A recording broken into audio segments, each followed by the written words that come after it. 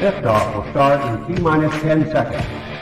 10, 9, 8, 7, 6, 5, 4, 3, 2, 1. We have ignition.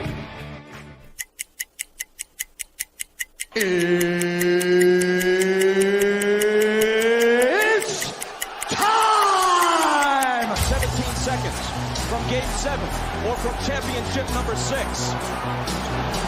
Open! Chicago with the lead! Harper got a piece of it. It comes off. The Chicago Bulls have won their 6th NBA championship. Tying run at second, 2 out. Palmero over the head of Jenks. Uribe charges, throws. Out! And the White Sox have won the World Series. To the far side around the 8-yard line to Hester. Under it and to the middle with the 15 to the 20. Breaks free to the 25 to the 30 to the outside. 40 midfield. 40 30 to the coast. 20 15. Hester 5. Oh! Touchdown!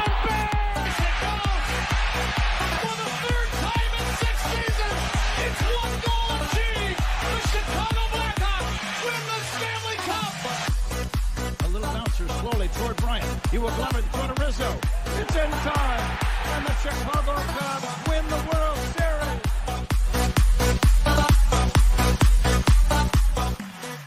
What up? What up? Welcome to Shawn and Maya in the morning on this TGI Mickey Ficky Friday. It's the weekend, the Memorial Day weekend, baby. And I'm your boy, the SuperBack, Shawn Sierra. Thanks for tuning in. Now, listen, if you're watching us on Facebook Live, well, then I guess you found us on Facebook. If you're not following us on Facebook, what? Go to Facebook, type in Sports Zone Chicago, click the like button, and now you're following Sports Zone Chicago. Simple. But wait, there's more. Go to the show's page. Go to Shawn and Maya in the morning and like that page as well. So not only are you following Sports Zone Chicago, but you'll be following Shawn and Maya in the morning as well. If you're watching us on our YouTube channel, excellent. And if you're not subscribed to our YouTube channel, come on, man. Go to YouTube, type in Sports Zone Chicago, click the subscribe button, but also click the notification button. That's the little bell right next to it, and that'll let you know anytime a show from Sports Zone Chicago is going live. You get it? You got it? Good. Now, if you're watching us on our mobile app, please don't tell me you didn't know we had a mobile app. Come on, man. Listen, we have a mobile app. So here's what you do. You go to wherever you get your apps from. It doesn't matter where you get your apps from. Just go there, whether it's iTunes, Google Play, Amazon, Walmart, Kmart, 7-Eleven, Zayre, Zemsky, Macy, Montgomery Ward, Venture, Woolworths, Weebles, Gold Blast. Doesn't matter where you get them from, all right? You go there, you type in Sports Zone Chicago, you download it. You take us with you on the go, so not only do you get Shawn and Maya in the morning 3 days a week, not only do you get our other live shows throughout the week, and not only are they archived there like they are on Facebook and YouTube, but I'll tell you what, we give you a slew, and I mean a slew of articles, thanks to my man Clarence Council III. Big up to Clarence for keeping you abreast of all articles Chicago sports related. Now, if you're watching this on a Roku channel, I like that kind of party, baby. And you better ask somebody. We have our own Roku channel. So if you have a Roku television in the house, do us a favor. Download Sports Zone Chicago's our channel right to your television. Put it there next to Netflix, Hulu, Apple, HBO, Prime, Stars, Paramount Plus, Disney Plus. Put it right there. Put it smack dab in the middle. And you can watch us on the big screen. Hell, we're on the big screen right Mickey Ficky now. You can also tweet the show. You can tweet us at Sports Zone Shy. That's CHI at Sports Zone Shy. Now, if you want to follow me, just me. Want to know what I did? Well, here's what I did. I made it nice and easy for you folks. Nice and easy. One handle for Facebook, Twitter, Instagram, Snapchat, and TikTok. All one handle at the Shawn Sierra. If you want to follow my lovely co-host, Maya Akai, you can follow her on Facebook and Twitter at the Sports Chica. If you want to follow her on Instagram because you're an IG and you do it just for the gram, we'll just follow her at Maya_Akai. It's MAYA_AKAI. Man, we got a great show, but I need you to get interactive. So whatever platform you're watching us on, whether it's Facebook, YouTube, or our mobile app, leave a question or comment on that platform. It'll come up here in the thread. We'll put it up on the screen, incorporate it into the show. And that, my peoples, is what makes this the best morning Chicago sports talk show around. And that's you. So bring them all, baby. Questions, comments, smart-ass remarks. And like The Rock said, baby, don't sing it. Just bring it. Man, I'm fired up. Let's see who we got going in the chat. Patty Lara is starting it off early. What up, Patty? Thank you so much. Oh, Jeremiah is looking. All right, let me say good morning, Jeremiah and Dito. And I know Dito's at school, but hey, Jeremiah and Dito, good morning. Thank you for checking it out. My man Cornelius Squall's in the house. What's up, Papa? How are you? Be Smooth is in the house. What's going on, Papa? My man Armando Emeterio. Lara Jr., my man Junior's in the house. That's what I'm talking about. Man, Michonne Wall's in the house. Good morning, Papa. TJF morning, my loyal subjects. Luis Mejia's in the house. Good morning, Papa. Rise and grind, baby. It is Friday, man. Let me tell you something. It's been one hell of a week. All right. It's just been, I just need this fucking week to be over, bro. It's just been one hell of a week. You know, it just has been. It just has been. Lord have mercy. Whew. But, Levette Lee, she's in the house. Good morning, Ma. Thanks for tuning in. I appreciate it. I appreciate it very much. And listen, I don't know a lot, but I do know this. More of the usual suspects will chime in as the show goes on. This, my peoples, I can promise you. Now, we got a good show for you today to wrap up this Memorial Day, this Memorial Day weekend. At 9:30, we have Josh Hicks. All right. We're going to talk a little NBA playoffs. Woo-wee. Man, oh, man, oh, man. They are getting good. They're getting fire. I'm excited. Oh, man. Good tea. Not my best tea, but good. Yeah. Definitely not my best, but still good cup of tea. But I'm excited. And then we got baseball talk. And then we'll close out the show. We have Bears talk. A lot of Bears talk. A lot of Bears stuff going on. OTAs just wrapped up yesterday at Hallis Hall. And the youngster had some problems. I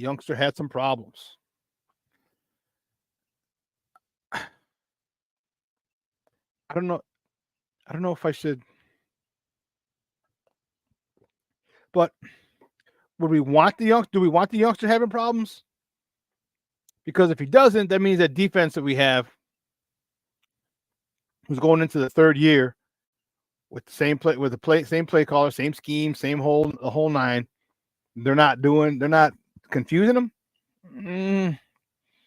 Yeah.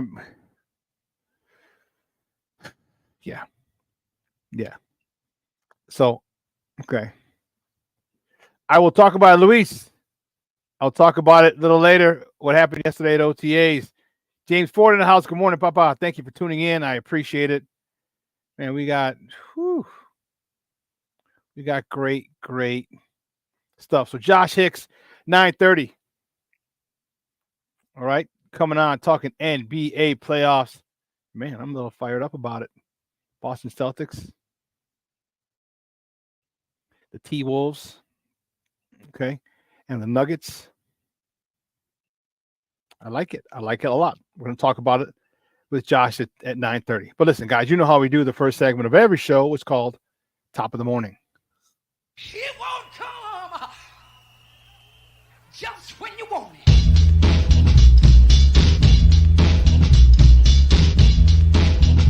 Top of the morning to you. Top of the morning to you. Top of the morning to you. Let's see. Which way do we go? Which way do we go? Top of the morning. I know which way we're going. Not this one. You get out of here. White Sox. Oh. Does this surprise anyone, though? Come on. The White Sox fall to the Baltimore Orioles in controversial fashion. 8-6. Mike Clevenger, he got the loss. He's 0-3 on the year. He went 4 2/3. Oh, what the heck was that? 7 hits, 5 earned runs, 3 walks, 5 Ks. Tommy Pham, 3 for 4 with 2 RBIs, 6th and 7th of the year. I'm sorry, he had a 2-bagger. He had a double 7th of the year, and he drove in his 12th RBI of the season. Andrew Benintendi, 1 for 4 with 2 RBIs, driving in his 16th and 17th RBIs of the season. Gavin Sheets was 1 for 2, driving in his 14th of the year. And Andrew Vaughn was 1 for 4, driving in his 16th run of the season. You know, the game ended on a baloney call. Horrible call. Par for the course. If I'm Pedro Grifol, I am pissed. And he was out there defending his boys yesterday. But man, that was a god awful call. Yeah, I'm not here. Let's just check it out. Oh damn, it's a long one. That's all right. We'll check it out. And Intendi pops it up on the infield. And Henderson will make the catch. They called infield fly rule. No, they called interference. They're calling him out. I believe they're calling the game over. Wait a minute. They're calling game over. They're saying Andrew Vaughn interfered with Henderson at short. So they're calling Vaughn out. Let's take a look at this, Steve. Well, Andrew did not do anything intentionally to deal at all with Henderson because he never saw him. Look, he doesn't know where Henderson is. Henderson's in back of him. And he's just going back to the bag. And he chooses to go around him. You got to go back to the bag. No, they can't end the game like this. Well, it's an infield fly rule, and no way. This would be an unbelievable ending. Adrian Johnson, as the crew chief, you got to take over here. That cannot be how this game ends. They called infield fly rule, and then they called Andrew Vaughn out at second for obstructing Henderson at short. But that's a terrible call. Andrew had no idea where he was, and Henderson went around him. He didn't interfere. He made the catch. It was an automatic out anyway. This is a horrible ending for this We've game. seen some bad calls this season. That is one of the worst calls I have ever seen. Welcome back to Shawn and Maya in the morning. That clip courtesy of NBC Sports Chicago. That was a horrible, horrible call. So here's why it's horrible. Here's exactly why it's horrible. They said it's interference on the runner. Okay? Interference on the runner. Runners run at their own risk. Infield fly rule. Runners run at your own risk. So the batter's automatically out. Okay? The batter's automatically out. Andrew Vaughn was just walking back to the bag. You saw him. He wasn't looking. He didn't look over his shoulder and say, "Oh, let me go get in his way." He saw the ball in the air. He realized it was the infield fly rule. All right. He just walks back to the bag. That's all he did, was walking back to the bag. And the infielder went around him, but he has a right to get back to the bag. And the infielder caught it. So there wasn't interference. All right, you got to let the guy go. You have to let the guy get back to the bag. I don't know. It was horrible. It was a horrible call. Man. What a way to, and it was 8-6, runners on first and second, 1 out. They got the infield fly rule, the interference. That's 2 more outs. Game over. Horrible. Anyway, the White Sox host the Baltimore Orioles again tonight on the South Side.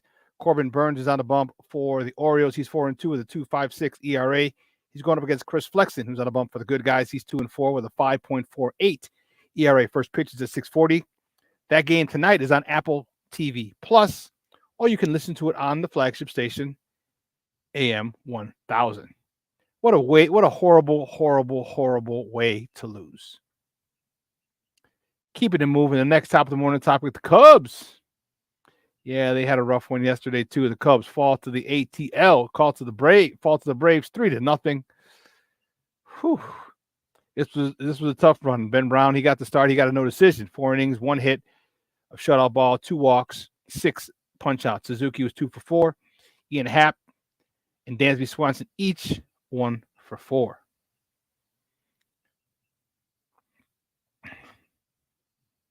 All right, the Braves leave town, thank goodness, for the Cub fans. And here come the hated Cardinals. So today, the Cubs host the Cardinals for a weekend set at Wrigley Field. Shota Imanaga. He's probably at this point, I would say he's probably the best pitcher in baseball. He's 5-0 with a 0.84 ERA. On the bump for the Northsiders, he's going up against Miles Mikolas, who's 3-5 with a 5.77 ERA. First pitch tonight is at 7:15 p.m. You can catch that game on the Marquee Network, or you can listen to it on their flagship station, 670 a.m.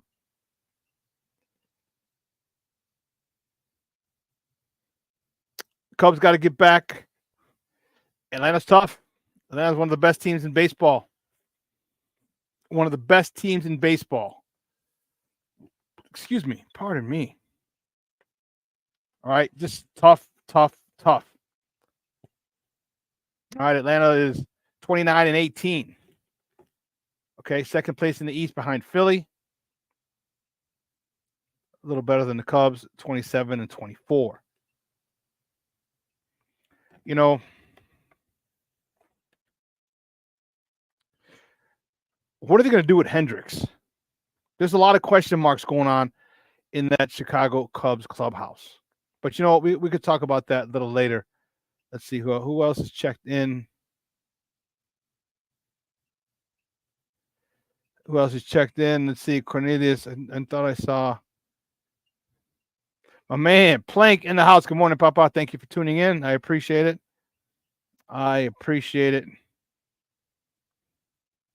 So let's move to the next one. The next top of the morning topic is a nice one. Sky, that's what I'm talking about, baby. Yay. Sky, they beat the New York Liberty, the undefeated New York Liberty, 90-81 yesterday at Wintrust Arena. Marina Mabry, she led the way with 21.6 rebounds, 7 assists. Chi-Town Barbie herself, Angel Reese, 13 points, 9 rebounds, just shy of a triple-double. Dana Evans led the way, or also contributed 12 points in the winning effort. Really big signature win for the Sky. Okay, this team is undefeated. It's one of the better teams in the WNBA. Former Chicago Sky, Courtney Vandersloot, reigning MVP, is Ionescu. She's on the New York Liberty as well. So big win. And actually, Coach Teresa Witherspoon played for the New York Liberty years ago. So awesome win for the girls. Really happy for them. I keep saying girls, it's the young ladies. Really happy for them. And remember, they're still without Camila Cardoso. Okay, Camila Cardoso is scheduled to come back the 1st.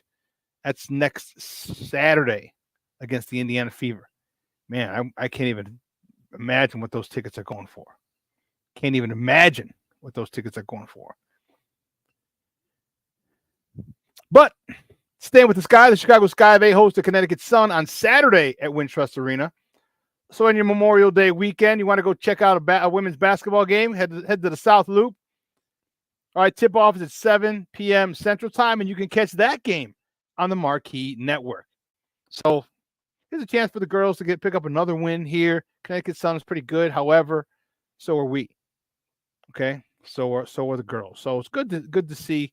Have a couple tough matchups right off the bat. Test their mettle early, and they're doing well, especially without Camila Cardoso. Wait till she comes back. Again, she's scheduled to come back on Saturday, a week from tomorrow, June 1st, against the Indiana Fever and Caitlin Clark. That game sold out. Tickets are going on the secondary market for starting at $300. Starting at $300 for that. That is insane. Insane. Insanity, I tell you. Well, listen. Yesterday, the Bears wrapped up OTAs yesterday at Hallis Hall, and the rookie had a rough day. We're going to talk about it later. About 10 o'clock, we're going to talk about that. The rookie had a rough day. Only completed, 6-7 passes in 7-on-7? That according to CHGO. Yeah, he's struggling. But again, would you rather the defense struggle? Because the offense had a good day the other day. They had a good day. What's this? Like Thursday, Tuesday. Offense had a good day Tuesday. Defense had a really good day Thursday. So I am more than okay with the defense confusing a rookie. But here's another thing. This is another top of the morning topic.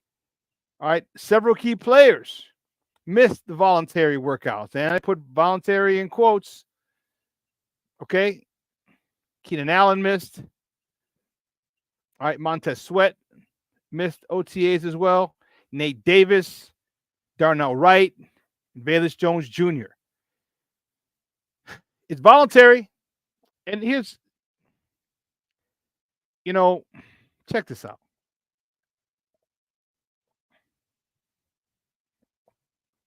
When asked about the people missing yesterday, Coach Eberflus said something that was really, really dumb. And it was a bold-faced lie. He said, we don't take attendance here at voluntary OTAs. Really? Really? You don't take attendance at OTAs?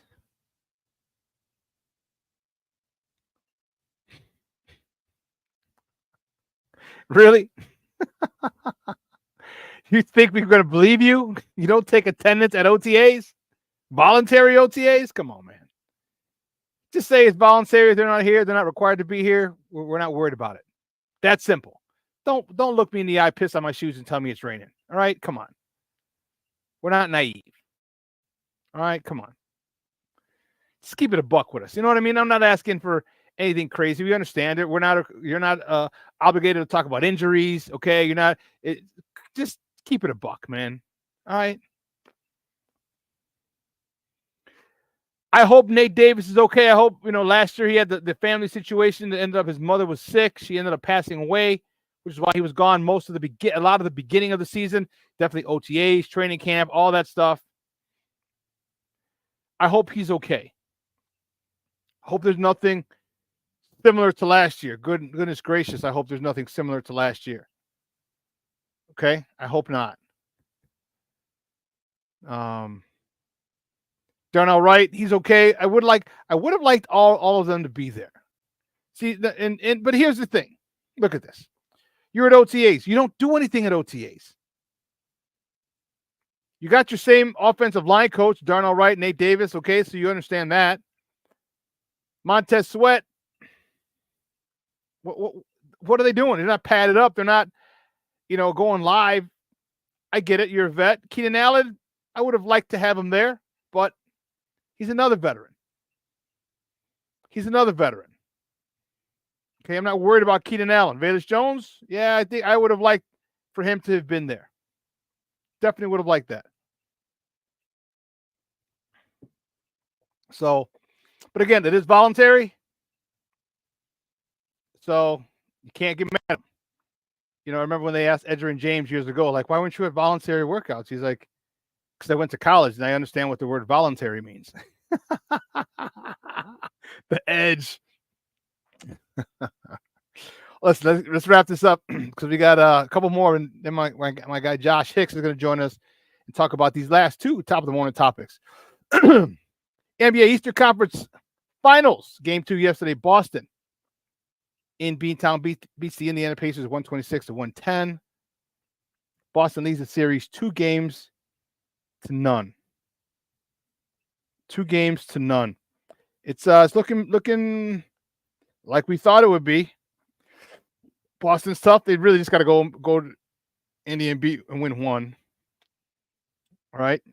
Game 3 is Saturday at Indiana. Tip-off is at 7:30 p.m. Central. In the Western Conference Finals, Game 2 tonight. Dallas at Minnesota. Tip-off is 7:30 Central. Dallas leads that series 1-0. They were able to steal that opening game. This is a must-win for Minnesota. All right, that game's on TNT and on True TV. It's a must game for Minnesota. You cannot go back to Dallas down 2-0 because literally all Dallas has to do is split. They have home court advantage. They'll have 2 games if they win today. Wow. So we'll see how it plays out. But listen, we're going to take a quick break, and on the other side of the break, our guy Josh Hicks is going to join us. We're going to continue talking about NBA, the NBA playoffs, the conference finals. Whew. These games have been good, and if today's game is anything like the last game in the game one of the Western Conference Finals, I suggest you follow the advice of our old Uncle Hawk Harrelson. Sit back, relax, and strap it down because it's going to be another good one. All right, so keep it locked right here. Josh Hicks up next on Shawn and Maya in the morning on Sports Zone Chicago.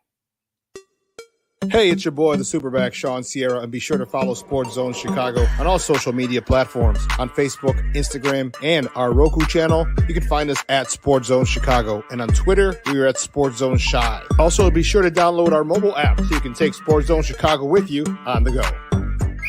Time out. How are you feeling right now? Happy? Excited? Angry? Overwhelmed? One of the best things you can do for your mind health is to name what you're feeling. It can sharpen your awareness and help you talk about your feelings with someone you trust. Here are 3 questions to ask yourself.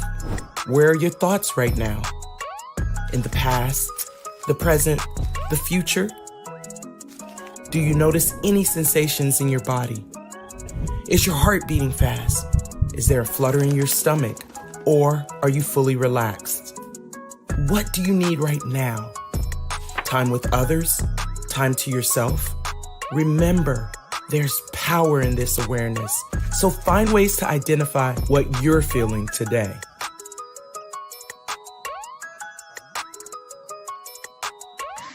Hi, guys. Hey. Hi, Megan. Hey, Jessica. Megan, you're a tramp. Ryan Fitch told me you guys made out. Everybody knows. He said your breath smells like garbage. And he almost puked. He says you're the most desperate girl he knows, besides your mom. How many boyfriends does she have anyway? Lots? Your makeup makes you look like a clown. That zit is huge, zit face.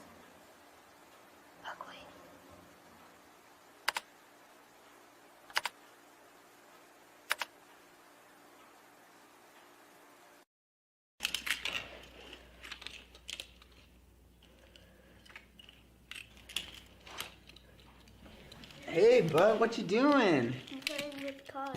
Cars? Can you show me what a car does?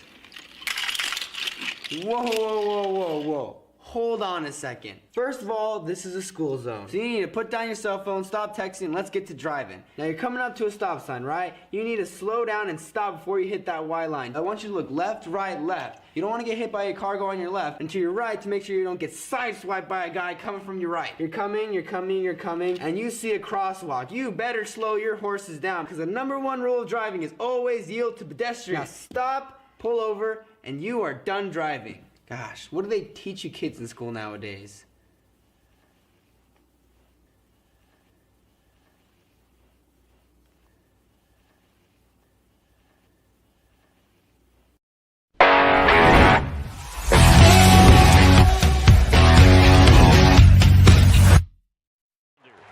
One away.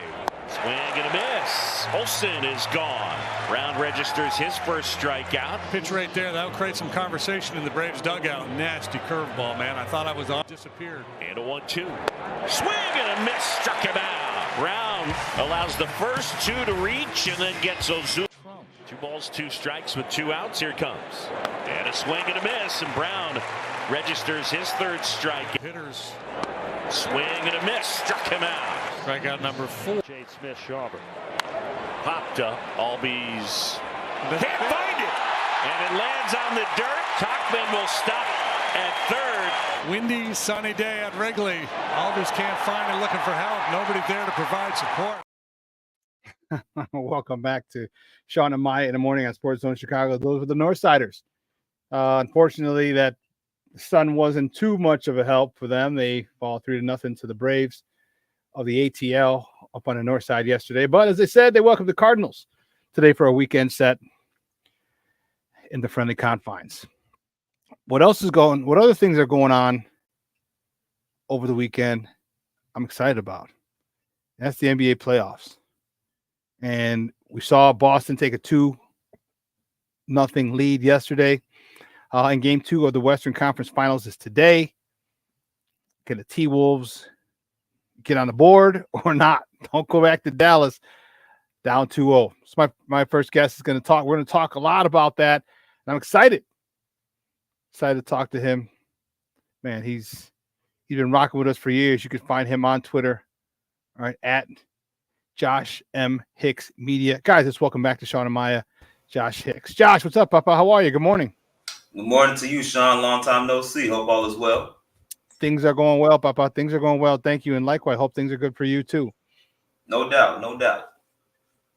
Well, big time playoffs. Boston looks like Boston. Game 1 was a little touch and go there. Needed Jaylen Brown's 3 at the end to send it to OT, but it's all right. They handled them in OT. In yesterday's game, Boston looked like they're in control. Though they came in, they played. I'm not saying Indiana lay down by any stretch. It was back and forth for a little while, but Boston took over and just ran away and held on. I don't want to say held on. They put it away comfortably late. Talk to me about that series. Do you think that Indiana can come back down 2-0, or did they need to win one in Boston? Unfortunately, I don't think you're going to ever have that chance when your best player is out for the rest of for pretty much looks like going to be potentially the rest of the series. Tyrese Halliburton hurting that hamstring, and it's the same hamstring he's been hurting all throughout this season. When you re-injure when you re-injure yourself in the same area, it's not always good, especially if it's a soft tissue type of injury. Those things linger on. You got to be very careful with those injuries because they can be a lot worse if you continue to play on it and not take care of it.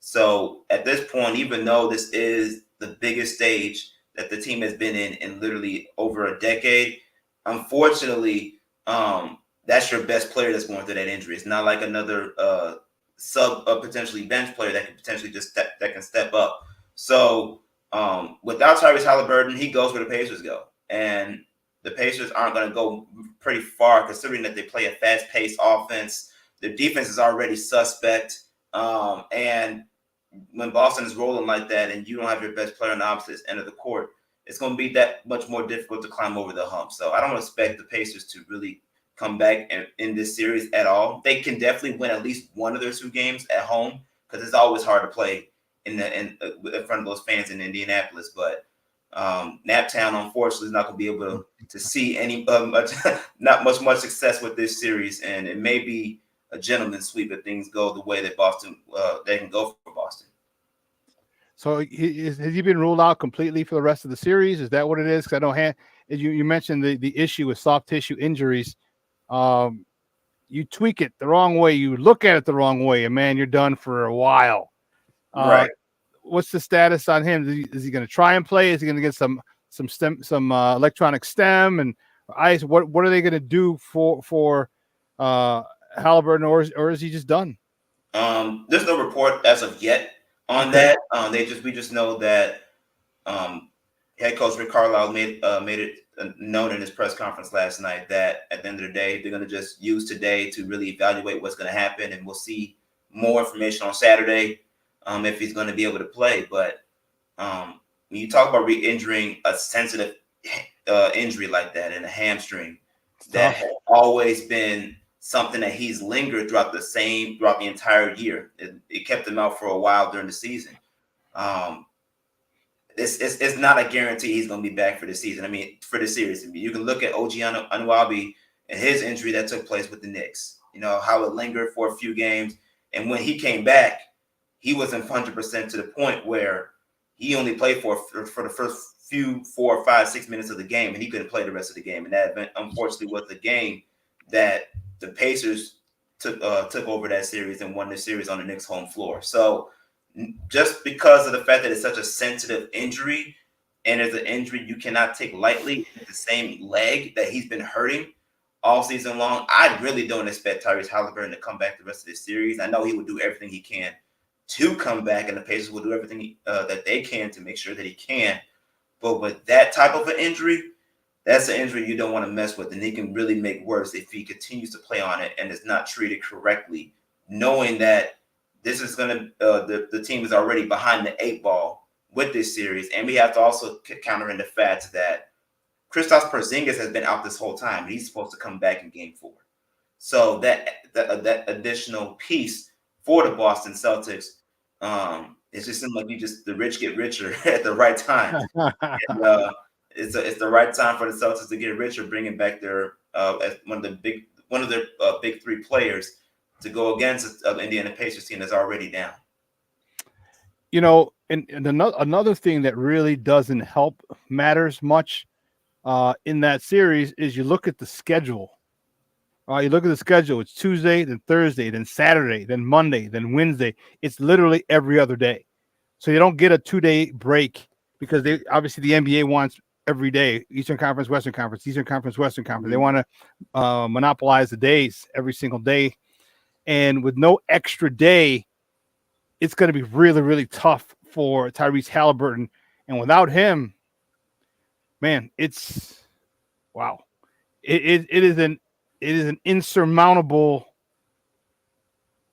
obstacle, I think, without Tyrese Halliburton. I mean, there's just no way. I don't see any way, shape, or form that Indiana has a shot. They're going to fight, but man, I think that he's going to try and play with it. I know they've given him electric stimulation a lot. I'm sure since the game ended, iced it, stemmed it. Probably do the same and probably going to wrap it up, but he's not going to be half the player that he can be, and hopefully he doesn't hurt it too bad, because then his season will be over. He'll be able to rehab in the summer, but you just don't want to go into the summer like that. And that really sucks for Indiana, because I thought Indiana had a good chance to beat Boston. But man, with Tyrese hurt like that, it doesn't look good. No, it doesn't look good at all. And when you talk about the history of hamstrings, I know I mentioned OG Anunoby and his situation that really started the trajectory of where the Knicks were really going to go downhill in the series against the Pacers. But even look at someone like James Harden last season or a couple seasons ago when he was with the Brooklyn Nets, and how that injury with his hamstring, he played, but he literally did not do much. he didn't play any defense. He scored single-digit points, and he could barely move. I know Tyrese Halliburton is the best player on that team, and they go where he goes. But if you put him out there, he can't give you anything. You have to wonder if it's that much of an asset to have him out there, even though he really may not be able to give you everything, considering that he is predominantly most of your offense. He's the one that pushes the pace. He's the one that scores when they need him to score. He's the facilitator. He gets others involved. It's hard to do that and be a defensive stopper on the perimeter when you can't move. So it's just something to think about. It's unfortunate for sure, but do you want to risk that, knowing that at the end of the day, even though we know Tyrese Halliburton is going to do everything he can to get on the court, you may or may not get the same production that you're used to seeing someone who was an All-NBA talent this year, someone who became an All-Star, someone who literally helped put the Indiana Pacers and that town as a whole back on the map. That's something that unfortunately you have to risk and figure out if it's really worth taking that risk. And I don't know if it is at this point. Yeah, guys, we're joined by Josh Hicks. We're talking little NBA playoffs right here on Shawn and Maya in the morning on Sports Zone Chicago. Yeah, it's going to be tough, man. So, looks like Boston has a nice little cakewalk into the finals. Talk to me before we go to the Western Conference. Talk to me about Boston, though. Like, what's their deal? Because if they win it, well, weren't they supposed to win it? And if they lose it, damn, they were supposed to win it. So is this like really like a no-win situation for Boston? Because if they win it, it's like, yeah, well, you had the best team. You shoulda. But they'll get a whole bunch of flack if they don't. Your thoughts? Oh, yeah. They're doomed either way. Because at the end of the day, you really don't have that many more excuses. Not just because of the fact that you were the number one team in the Eastern Conference, and not just the fact that you have the resources there. You're coming off of 2 back-to-back seasons where at least one of them you made the finals and lost, and then you got swept out in the Eastern Conference Finals against the Miami Heat, the AC Jimmy Butler-led Miami Heat team in a Game 7 that you lost at home. You were expected for the past couple seasons at least to be able to make the NBA Finals, and not just make the NBA Finals, but win it. Now you're back in the same position again, where you're 2 games away from going back to the NBA Finals. You have no choice but to finish this series out. And when you go to the NBA Finals, you have a good chance of playing. You're not playing the Denver Nuggets. They're out. They're not in the Western Conference anymore. Your best bet is probably playing either a sizeless Dallas Mavericks team or the Minnesota Timberwolves, who does have the size and advantages, but the inexperience. You have both on your side right now if you're the Boston Celtics. This is literally your best chance to win in the NBA Finals, especially when you talk about having Jalen Brunson and Jason Tatum on your team, whom you know as that dynamic duo is as dynamic as ever, but has failed to deliver in the biggest moments when they needed to deliver. And this is the best chance now for them to do that, knowing that they have that experience under the belt for the tenure that they've been there. So, yeah, they have to win it. There's doomed that they do, if doomed that they don't type of situation, because it really is a championship or bust season. You put your all into this team. You got Kristaps Porzingis. You got Drew Holiday. You have Derek White continuing to emerge, and others coming off the bench. You went and got that big man help. You have no excuses now. The resources are there. It's time for you to get it done, and that's what the greats do. It'll be their 18th NBA title if they're able to take it all the way. But they need 2 more wins in this series, and then whoever comes out of the West. Let's move over to the West. The T-Wolves, man, they are exciting. They are young. They are exciting. And the Dallas Mavericks, who I don't know how they got here. Like I see, okay, I understand Luka, okay. I understand Kyrie, okay. But they got a whole bunch of no-name role players. Some names we actually know. Daniel Gafford is one of them that we know. Yeah, wouldn't he look good on the Bulls? But I digress. A whole bunch of role players, and I want to give the head coach a tip of the cap, because what you do, the way teams are great is once you define your roles for every player, whether it's your superstar or the 12th man on the bench, okay, give them defined roles and tell them, I need you to do this and this only. These guys know exactly what they need to do, and they do it. From Kyrie to Luka, like I said, to Daniel Gafford, to Conley. How are they doing this without a lot of size? And I mean, Gafford's he's a taller guy, and he's long, brings a lot of energy, but how are they doing it with that lack of size? Defense. At the end of the day, the Dallas Mavericks were a top 5 defense into the playoffs and into the heading into the playoffs coming off the All-Star break. Kyrie and Luka Doncic, yes, they figured it out. Okay, they figured out how to play together with each other, which is great. That's what you want out of your dynamic backcourt that you have.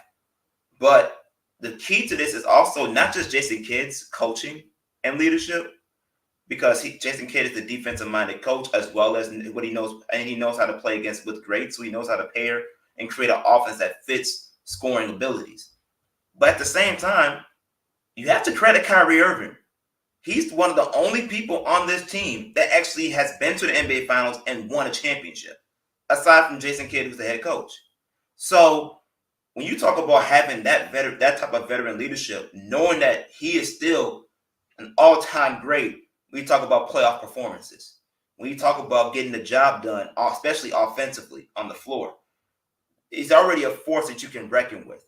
But when you have the leadership to bring others along with you, and especially those younger guys and those role players that you mentioned that have not made it to the NBA Finals before, that speaks volume to you having control of that locker room from a player and leadership perspective. And it's not just the other role players that's rolling with him. Luka's right behind his tail too. And the fact that Luka is following Kyrie Irving in this, you can tell Luka's ready to help take that mantle. Kyrie Irving talked about post-game with the TNT crew about how him talking with Luka Doncic and Luka's presser, he said, I knew I had to step up. I had a bad half. I had a bad game. Kyrie was going to work. I can't let that brother down because he knows what he's leading us in these efforts to get us to where we're trying to go. And to have as great of a star as Luka Doncic is, follow that leadership, that's going to help elevate and get the other players and galvanize the others to roll with you. And that's something that can't be unnoticed. Kyrie Irving is having his stamp as a leader on this team. And over the season, players have raved about it, but it's showing on the court because to put up that type of a performance and to get others like Luka involved, Tim Hardaway Jr. to get involved, the other young guys like Josh Green to come along, that's going to speak volumes. And it shows on the court, not just offensively, but defensively, which for years we have known as the Dallas Mavericks to be very good offensively, but suspect defensively. You can't say that about them this year. Remember years ago when Kyrie and LeBron were together in Cleveland and LeBron wasn't doing jack spit all season. He was like, you do it. You take the big shot. You take the last shot. You close it out. You do this. You do that. And everyone was like, why are you doing it? What is going on? Oh, LeBron can't do it. What he was doing was literally letting Kyrie fail, letting him succeed, letting him fail, getting him comfortable with taking that shot, getting him comfortable with being that dude down the stretch. And now it seems to me that Kyrie is in a much better place personally and professionally. Before he just seemed to have too much going on. All right. And at times he'd miss games. Well, I got to miss game because of this. Remember his sister's birthday or something. You know what I mean? All these different things that, he missed games for whatever reason caused a distraction. Last few years, Kyrie has been in a good spot, and it's a good thing to see where he is laser focused on basketball. Because one, his handle is stupid. Like his handle is just unbelievably ridiculous. Yep. All right, just boom, boom, boom, boom, boom, boom, cross behind, cross, hezzy. Like, what are you doing? I mean, he's putting people on skates, and then the ice water going through his veins at the end. It's easy to see why Luka looks up to him. It's very easy to see why he looks up to him. But let's talk about their opponent. All right, the T-Wolves. They haven't been there 20 years since KG and Stefan. Before he went to Japan and became a hero, or China, wherever he went. But anyway, talk to me about two guys, obviously. Ant-Man, Anthony Edwards, and Karl Anthony Towns. Seems like it's Ant-Man's team now, and Karl Anthony Towns is okay with it. He loves being Robin. That's exactly what you're saying. Ant-Man has emerged, and he's been emerging throughout his career. This shouldn't be a surprise. He's been emerging throughout his career. But as soon as he got on Team USA, that changed the whole demographic for where and the trajectory of where he was going.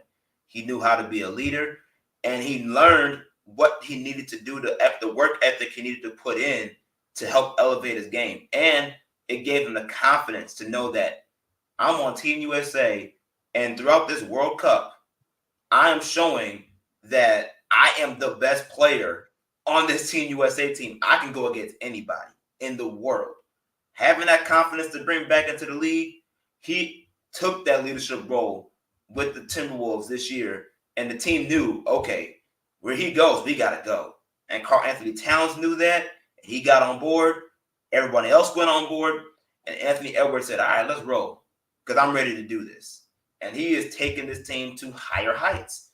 And the best thing about it is not just everybody knowing the roles and accepting it, but Ant-Man being vocal and telling us we know this is what it has to be in order for this to work. If I mess up, that's on me.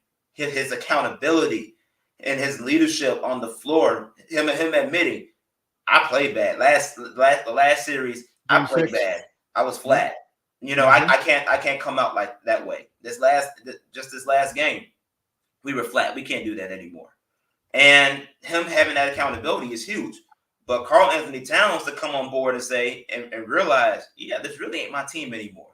If I want I cannot be the number one guy, but I know I could be a number 1A. I know I could be a 1B. Let me let the young guy take over and let me help him where he needs help outside of that, wherever he needs help in. And that's really has been the calling card. And not to mention, I think you talked about obviously the importance of Anthony Edwards and Karl-Anthony Towns, which of course they're the two-headed monster. Don't get it twisted.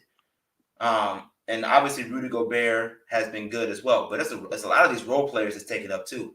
Jaden McDaniels of the world. Mike Conley is huge, considering that the Timberwolves traded for him mid-season and said, "Hey, this situation with D'Angelo Russell ain't working. Come on over here."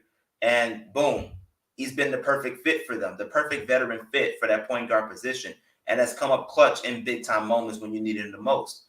So it's obviously a team effort, but we know this is Ant-Man's team, and we know that Ant-Man is ready to take on the mantle. But it helps when you have guys like Rudy Gobert, who's the Defensive Player of the Year, Karl-Anthony Towns, who we know is unstoppable as a stretch four in this league, and you have other role players stepping up into their roles like the Mike Conleys and the Jaden McDaniels, the Kyle Andersons, and the Nas Reeds has a Sixth Man of the Year coming off the bench for the Timberwolves as well. When you have a cohesive effort with a head coach and Chris Finch that has no problem getting in your grill and telling you about yourself and helping this team improve and hold players accountable and to improve themselves, that's a recipe for championship basketball. And that's what you are seeing right now being implemented every night with the Minnesota Timberwolves. Guys, we're joined by Josh Hicks talking NBA playoffs here on Shawn and Maya in the morning on Sports Zone Chicago. What do they need to do? I was gassed. He was gassed. They got to do something. How do they stop that? Because I don't care how good you are. I forgot who said it. Fatigues makes cowards of all men. And you can't play him the whole fourth quarter. Like, they have to do something else. If you look at all the stars back in the day, they sat out. You know, we'll go to Mike since we're here in Chicago. Mike would go out 3 or 4 minutes left in the third. All right, he'd go out. He'd have that time, all the timeouts in there and TV timeouts. Then he'd have the break between the third and the fourth quarter. Then he sit out the first 4 or 5 minutes of the fourth quarter, and then boom, that was it. He's done. He's back. He's in the rest of the game. Do you anticipate Minnesota doing something like that with Ant-Man? Because they had it. I mean, we all saw it on TV. They had to see it. Do you anticipate them doing something like that because they need him? Need him down the stretch. Need him to be fresh. Yeah, I can definitely see the Timberwolves doing that. Chris Finch has definitely made his mark as far as making adjustments throughout game to game, series to series, which is what even led to them winning and beating Denver in the last series. They made great adjustments to the point where not just Rudy Gobert was able to guard Joker, but you had Karl-Anthony Towns and Nas Reed really handling a lot of that weight because they're more flexible and versatile. But I can see them doing that. I can definitely see them trying to limit Anthony Edwards in certain ways, especially minutes-wise. I can see them, changing probably their substitution rotation to help aid to that. But let's also be serious here too. Anthony Edwards is the man that wants to play. He's a dog. He wants to be on the floor. So even though he's going to get his rest, he's also going to fight to stay on the floor too. So it's also up to Anthony Edwards to put himself in a position where he can't get tired. He has to be able to endure what is required of him. And I know he can do that because he's shown that he can do that. Whenever he has a bad game, he's always come back with a combative performance. And that's something that I expect for him to do this upcoming game. It's going to be a combination of an effort for it to be done with some of those coaching adjustments. But Anthony Edwards knows he is a star in this league, and he knows what that takes. He is going to have to adjust himself to how he plays maybe, so that way he can stay in this game all throughout the fourth quarter and give the Timberwolves the best chance to win, knowing that he could be on the floor in a much refresher state. So it definitely goes both ways on this. It's not just the coaching staff. Anthony Edwards has to make adjustments too, and even some of the ways that he plays, because he's a complete. He reminds me a little bit of that Russell Westbrook, where he's going to be constantly nonstop full court pressure. And as great as that is, and the standard of what that is, he has to make sure he conditions himself as well to be able to play that consistently, and I think he'll do a better job of that with this next game. Yeah, I also think the coaching, and you're right, it falls on both, but the coaching has to say, hey, listen, you're sitting out the first 3 of the 4th, all right? Because here's the great part. He doesn't just play offense. Mm-hmm. Go figure in today's game. This dude is on the defensive end. He's making steals. All right, he's blocking shots. He's getting in the passing lane. This dude is really a well-rounded and all-around basketball player. All right, so he's expending energy on both ends, and you're right. He's got to say, okay, maybe this time down the court, I'll let Cat do something, or we'll get it to Rudy Gobert or Conley or something. He's got to pick his spots where he's more of a facilitator or a decoy than always trying to be that dude. Because if they don't adjust his minutes, and when he comes off the court, he definitely needs to make sure that he coasts a couple of times up and down the court, maybe 2 times on the defensive end or on the offensive end. All right, he's more of a facilitator and a decoy, but defense he's good. He's gonna have to do that. But to me that's coaching, because if they do, and if the coach goes to him and says, "I need you to do this," he can't fight it. He's got to say, you know what, all right, coach. To say, now I can go all out for the last 8.5, 9 minutes of the game. He's got to be receptive to that too. That's the young guy thinking they're young, dumb, and just full of boundless energy. It doesn't work that way. You will get tired eventually, because we saw him walking up in the last game, and he's the last dude up the court, just walking and breathing heavy. I was like, man, dude, you look like an 80-year-old man, but that's because he was running up and down the court on both ends. So I think it's dual, and they both sides have to understand, because if they do, then I think Minnesota has it. So talk to me about tonight. What do you think tonight? Can Minnesota stave off losing their first 2? They already lost home court, but can they stave off and salvage a victory before they head back to Dallas? Yeah, look at the victory tonight. I expect Anthony Edwards to come out with a vengeance. You called for the matchup against Kyrie Irving. Now you know what that looks like. So it's time for you to respond back. And what other great way to do it than to do it on the game 2 of your home floor? That's necessary in a situation where your team needs to have this win. Because it's going to be hard to go back to Dallas and win 2 straight. It's going to be hard to do that knowing you got Luka and Kyrie back there. So I expect Anthony Edwards to respond. I expect Karl-Anthony Towns to play better. I would like to see Karl-Anthony Towns be more in the post instead of shooting 9, 10, 11 threes, even though he's one of the best shooting big men in the league. He has mismatches in the post. You got to take advantage of those. And I want him to do that, because him doing that and him playing better gives the Wolves that much more of a better chance to win. And Anthony Edwards has been emphatic about that. So I do expect them to play better, especially offensively. And Minnesota's going to get this win. It may be close, but Minnesota's going to get the job done. Josh, great stuff, Papa. I appreciate it. Do me a favor. Let everyone know where they can find you online. Instagram, Twitter at Josh M. Hicks Media. Got a lot of stuff coming your way.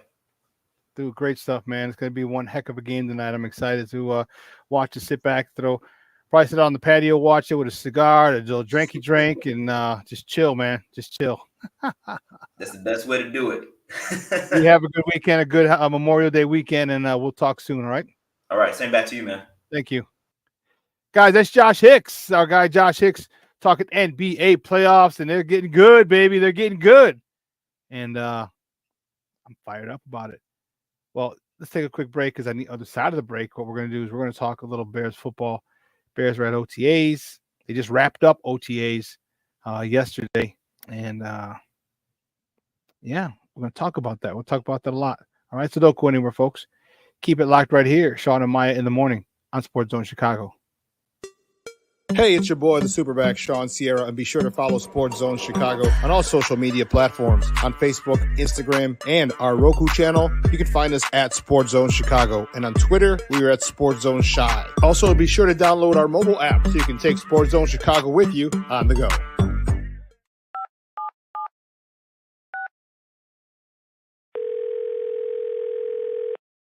Yeah, hello. I'm really not sure if this is what you all do, but I really don't have anywhere else to turn. Hi. I don't even know why I'm calling right now. I'm sorry. My thoughts are going a mile a minute. My kids are out of state. My buddies from the Army are all gone now. I'm really alone. I left the service last year. My mom just passed away a few months ago. I miss so much time with her. I keep getting calls about the bills, and I'm trying to get a job, but I feel so stuck. Okay, ma'am. I'm glad you called. Okay, sir. Let's stay on the line and walk through some things. Thanks. Okay. Thanks a lot. Thank you. We're looking for a few heroes, mentors, trailblazers, innovators, a passion to change lives, spark curiosity, open hearts, and awaken minds, help students answer the question, who am I? This could be your calling, but this is no job. It's the journey of a lifetime. Be a hero. Be a teacher. Every day, we take steps to keep the people we love safe, but some health risks are easy to miss. Ticks hiding in the yard can spread germs, like the ones that cause Lyme disease. Mice searching for food can spread bacteria that makes us sick. Mosquitoes lay eggs in standing water and can spread West Nile virus and more. Cockroaches are drawn to water in the home, leaving behind allergens that can trigger asthma attacks. Common pests can threaten our health.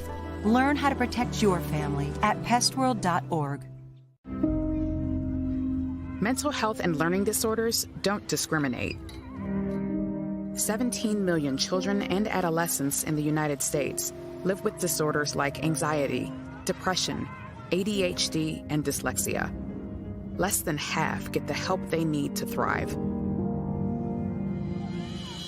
Help the Child Mind Institute change these children's lives. Visit childmind.org.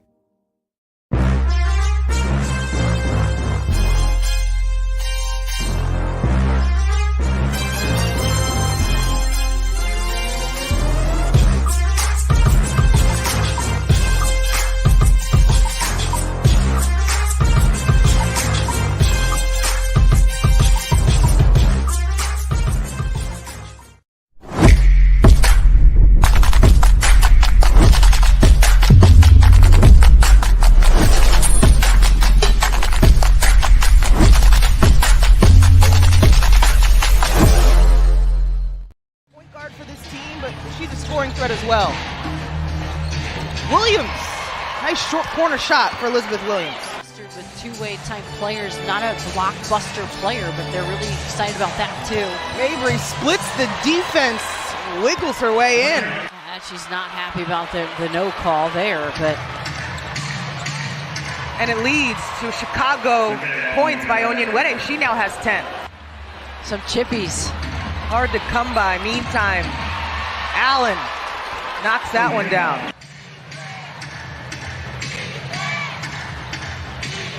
Evans faces up, turns the corner high off the glass. Welcome back to Shawn and Maya in the morning on Chicago. Those clips courtesy of the Marquee Network. That was the Sky yesterday with a big win, 90-81 over the New York Liberty, undefeated New York Liberty. Big win for the young ladies, for the women over there. Good stuff. Good stuff. Oh man, so got some other people in the chat. He's like, anyone need cigars? The Dominicans? Yeah. I'm down, baby. I am down. Louise, I am down. Bruja 7 joined us. Good morning, Papa. Thank you for tuning in. AC Adam joined us. Thank you for tuning in. Appreciate you. We're going to talk a little bit about this Bears team. All right. Yesterday they had the final OTA practice of this set. Okay. And Caleb had a bad day. All right.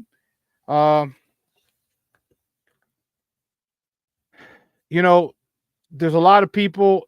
Here's the thing. Most people, we don't have a problem. We understand the learning curve. Okay. But it's just the during the Civil War,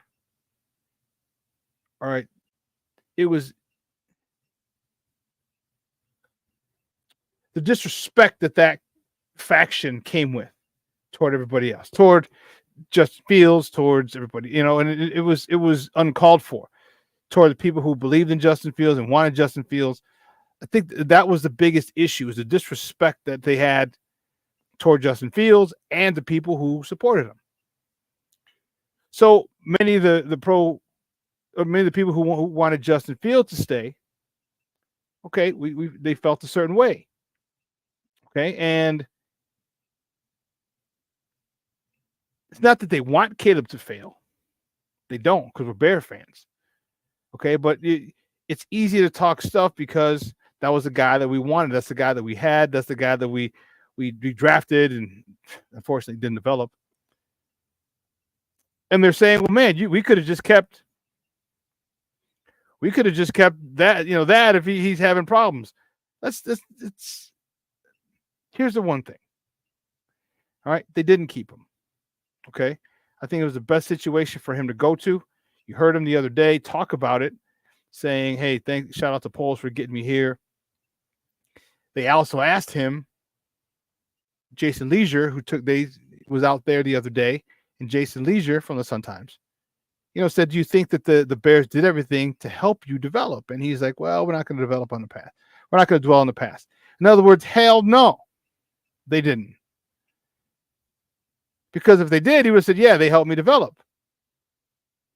You answer the question by not answering the question, by avoiding the question. Okay? So when you see this, and everyone talks about he's the best prospect, Caleb is the best prospect in 20 years, he's generational, blah, blah, blah, blah, blah, blah, blah. Okay? Well, when you have days like this, and some people are going to have an issue with it. They're going to take their shots. I hope they're still Bears fans, and I hope the shots that they take aren't at Caleb, but they're at the Caleb cult that was very disrespectful and rude to other people who didn't see it the way they did. Okay. I said it before. I wanted Justin to stay. I think Justin is the best person to have led this team. All right. Ryan Poles didn't agree. Okay. The contract, the whole bunch of thing, but I'm still a Bears fan, and I'm rooting for Caleb because I want my Bears to do well. All right. And again, for those of you who don't know, Caleb's talent has never been in question, ever been in question. Okay. It's never been in question. It was other things. It was off the field. Okay. But he's here now. He's here, and we have to rock with who's leading us, and he's leading us. Okay. He had a rough day yesterday, and I'm glad he had a rough day. Okay. I am ecstatic that he had a rough day, because you know what? If he threw all over our defense, I'd have a problem with that. If a rookie can come in without Velus Jones, without Keenan Allen, and throw all over our defense, I'd have a problem. You want this defense to be ahead of the offense. The defense going into the same scheme, third year in a row. All right?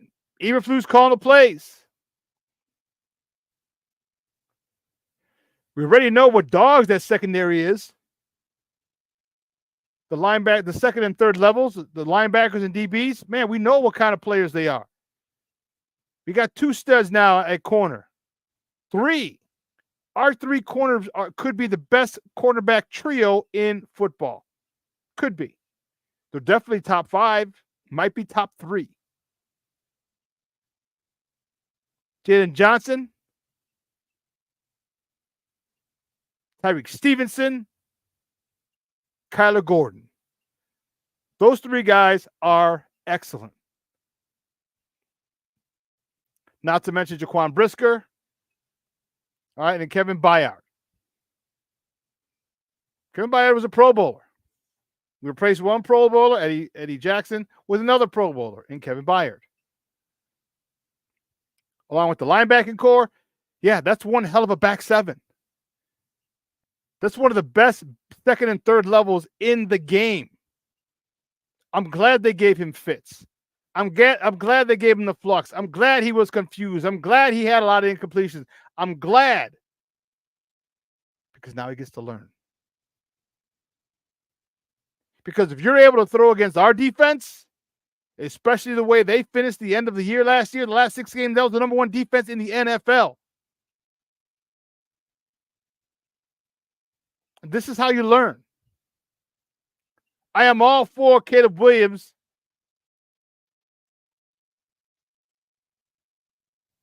not being successful early against our defense.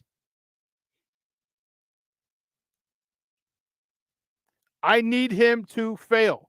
I need him to learn. I need him to understand, because once you get comfortable throwing against our defense, guess what? Other defenses, he'll be comfortable throwing against them. It's a learning curve. Remember when Justin Fields said, "Oh, the speed it's not that much different." Yeah, he got his ass whooped. Well, Caleb, you're not going up against Utah State. No. Not going up against Fresno State. UC Fullerton, you're not. This is the best of the best. And he had a good day on Tuesday, and the defense got his ass yesterday. And you know what? I'm ecstatic about it. Iron sharpens iron. They are built. He is learning against one of the best defenses in the league, one of the best defensive play callers in the league. And I love it. I'm all for it.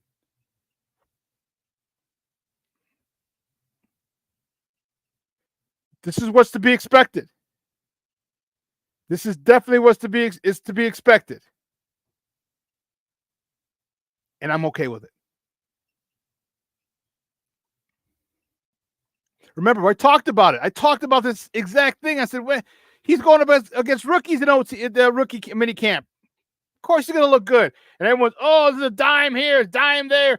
Guys, you got to stop the excitement, the exaggeration. The one where he's rolling left, throws right to Gerald Everett. I got his name right. Gerald Everett, he jumps up and gets it. DB pushes him. I don't know if he pushed him out of bounds, but Gerald Everett kept running anyway. Like, it's a dime. Like, no, it's not a dime. It's a good pass. Get it to him when he's running. Get it to him when he's running. Because believe me, that cult was very, very critical on the previous quarterback when he didn't hit someone in stride. Oh, this guy gets him in stride. The anticipation throws are great. Okay, he's got to do it. And guess what? He's not playing last year. He has to adjust. And what better way to adjust than against this Bears defense? And Kevin Byard, and they talked about it. You know, they're lifting him up while they're beating his ass. Literally.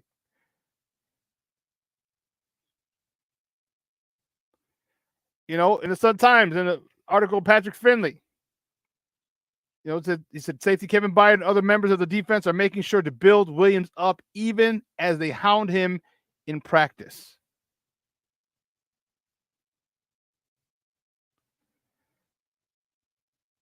You know, DJ Moore said with him, you just have to know the growing pains are going to be there for a rookie. You've got to, you've got to learn a lot and a lot to accomplish in such a short amount of time.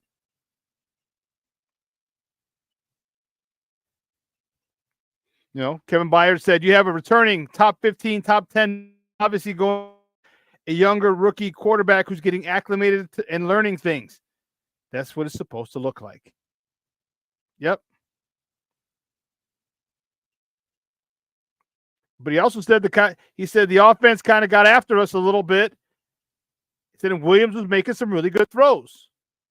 So again, iron sharpens iron. It's a definite period.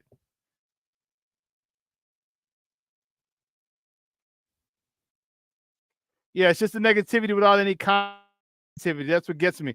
And you know what? And some people are saying that because they're pissy. And I get it. I understand. But like that, if someone came in and didn't understand or didn't hear me, they think, oh, you're just being negative. They didn't hear the end of it. Like where I said it was good for him. And it's not negative. It's positive.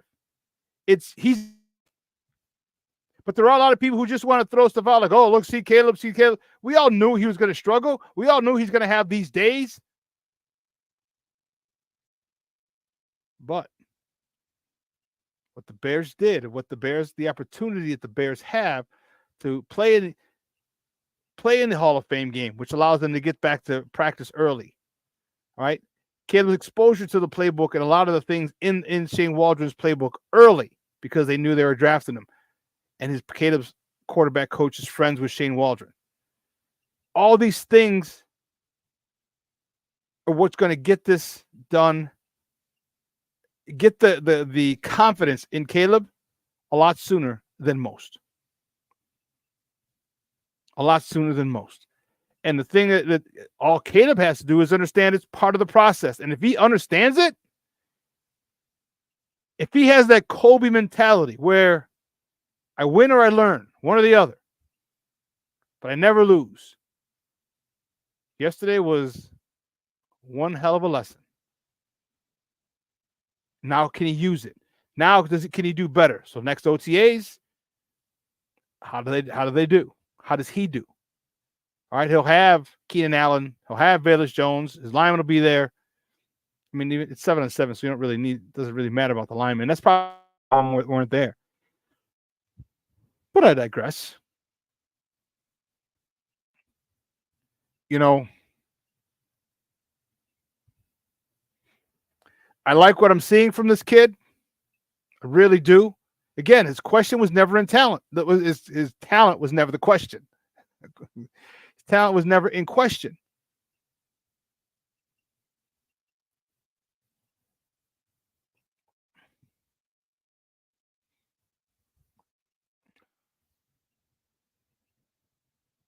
Rome Odunze's injury doesn't bother me. Many people are saying, oh, because he sat out the last day or two. He had hamstring tightness. Okay, that's fine. Definitely you don't play him or practice him with that. You don't want it lingering into the next OTAs and mini camp. No, you don't want that. So the fact that he sat out and didn't do much, I'm cool with. I am more than okay with that. All right, get some electric stimulation, get some someone roll it out with a it's not a foam roller, but it's a roller that you can have. And trust me, you have people there. They have physical therapists there that'll roll you out. Okay. Get a rolling pin and just roll out and knead your muscles. It's sore as a mother hubbard, but it helps. Stretching, electric stimulation, ice and heat, all that stuff. I'm more than okay with them not having him practice the last 2 days. Okay. I'm cool with it. I'm not concerned with it at all. I wasn't even thinking about Kevin White until I read about it somewhere. Someone's like, oh, it's like Kevin White. I'm like, no, it's not like Kevin White. All right, it happens. Just got to monitor it. Okay. Just got to monitor it. That's all.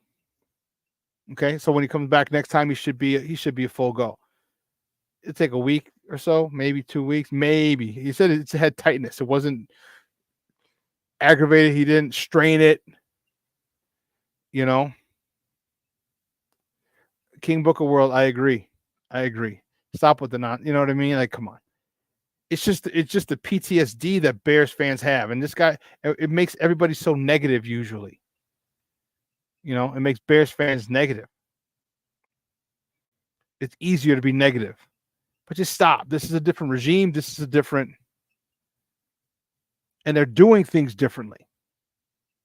Okay, they're doing things differently. So Kevin White had knee problems.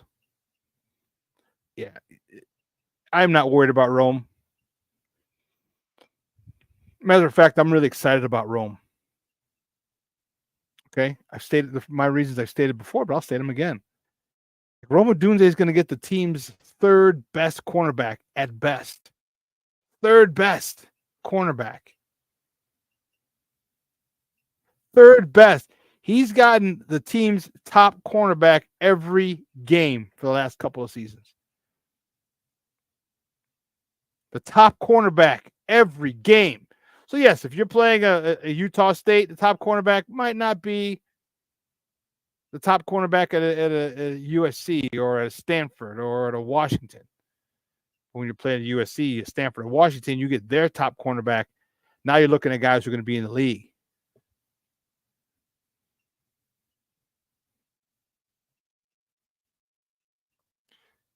We got to work dinners. I got to cut it early. Thank you, Shawn. Thank you, Chad. Everyone have a fantastic Memorial Day weekend. Bear down plank. Have a great dinner. Go get it ready. All right. And make sure you spend time with your loved ones. Okay. Yeah, negativity is what the media thrives on nowadays.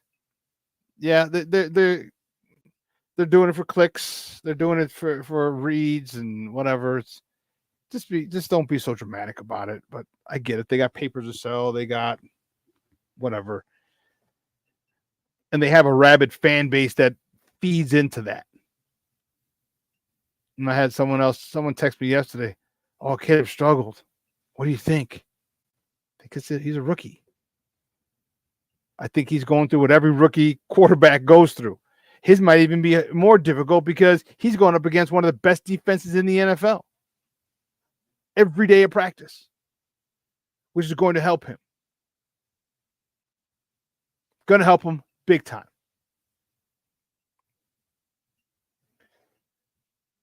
You know, I don't understand the voluntary and involuntary. I mean, I understand what voluntary means. I don't understand why they have voluntary and then non-voluntary, mandatory OTAs.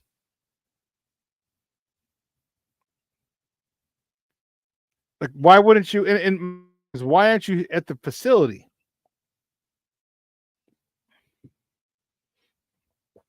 See, if I'm a player,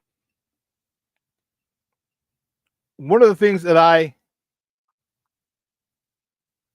ways I can make sure. So they don't want to give me a lot of guaranteed money. Okay, no problem. How can I get some more money? Oh, give me a workout bonus. By workout bonus, I have to be at I have to work out at Hal's Hall. I have to be there, X amount of days. Just say 35 out of 45 days or whatever.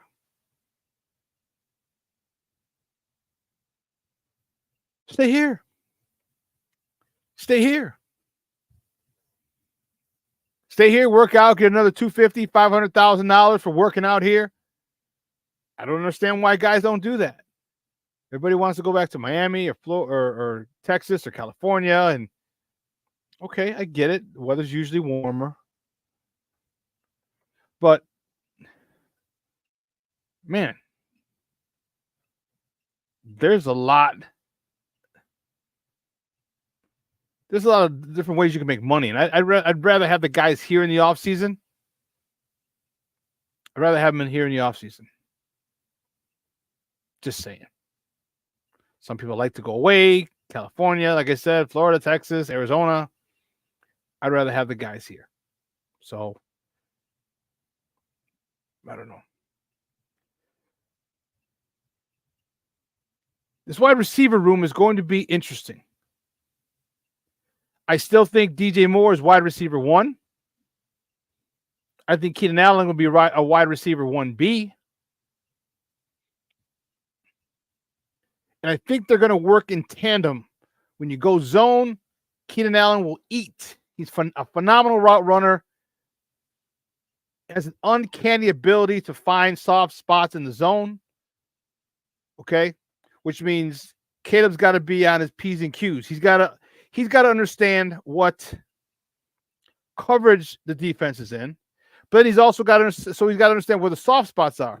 Because one of the things that I'm wondering, is it going to be a situation where Keenan's going to say, hey, listen, when you see it's cover 3 or cover 2 or this, I'm going to sit here in this soft area, regardless of the route. Okay, regardless of the route, I think I'm just going to sit here because they're most likely looking at our route combos and they say, okay, when they run this and Shane Waldron's offense, my position or my guy or my is going to run to this spot. I want to be, maybe he's going to be a little more flexible, and they have to get on the same page with that. They have to be on the same page. Keenan Allen's going to be awesome. And if that's the case, if they can find that symmetry, if they can find that chemistry, if they can find that understanding. Whoa. You don't want to play zone? We're going to go man. Oh, we got a guy who's phenomenal against man. That's DJ Moore. So now you see why I am ecstatic about this season. The wide receivers that Ryan Poles had, and then Roma Dudze can run it all. Great route runner. Great in contested catches. Great versus man-to-man. Great route runners, and he's another one who finds soft spots in his zone. This guy's going to be a complete wide receiver. A complete wide receiver. The third wide receiver taken off the board. Listen, and you're thinking, oh, he's the third best. Well, yeah, this year. Had he come out any other year, had he come out the year before, or had he come out this in 25, he would probably be the number one receiver off the board. That's how talented this young man is. Cornelius, yes, that's exactly what Kansas City does. Mahomes and Kelsey. Exactly what they do.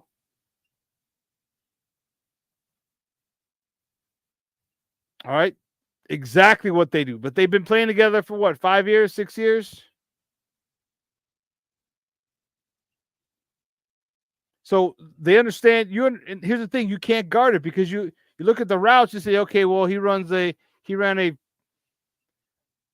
7-yard hook. Well, his route might have been an over, or his route might have been a dig, and he just saw the soft spot and ran to it and turned around. So now if you see that and you study that, you're like, okay, his soft spot's going to here. Okay, but now he doesn't go to that spot because it's not soft anymore. There's a defender. But that's just being on the same page. Will Keenan Allen and Caleb Williams get to that point? We're going to find out. I don't know. We're going to find out. But that's what you want. I'm excited. I'm really excited. I can't wait. Like I said, week 10, when they're done with the Patriots, I think. Let me double check. Excuse me. When they're done with the Patriots, here we go. Week 10, when they're done with the Patriots, training wheels should be off. Training wheels should be off.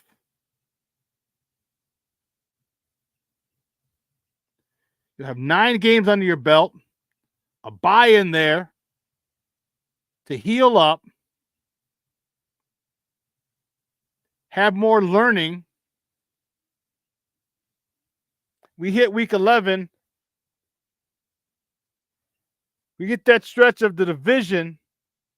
We hit the ground running. Green Bay, Minnesota, Detroit. Then you get San Fran, Minnesota, Detroit, Seattle, and Green Bay. This, I can't stress it enough how excited I am at how the Bears offseason has played out. With help from the NFL,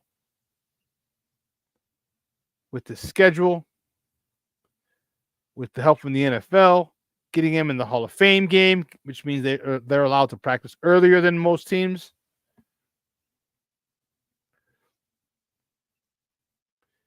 And the crazy part, they're playing the Houston Texans in the Hall of Fame game, and then they get to face them again in week 2. Now, obviously, I don't think they're going to throw a lot or show a lot in the Hall of Fame game, but you get an idea.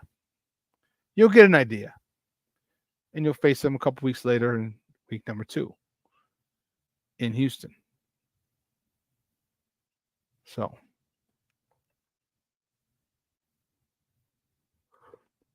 what games are you concerned about? I think we have a good chance to lose to the Texans. Maybe LA. But the Colts, I don't see it. Panthers, I don't see it. Jaguars, I don't see it. After the bye, the Washington Commanders, I don't see it. The Cardinals, I don't see it. The Patriots, I don't see it.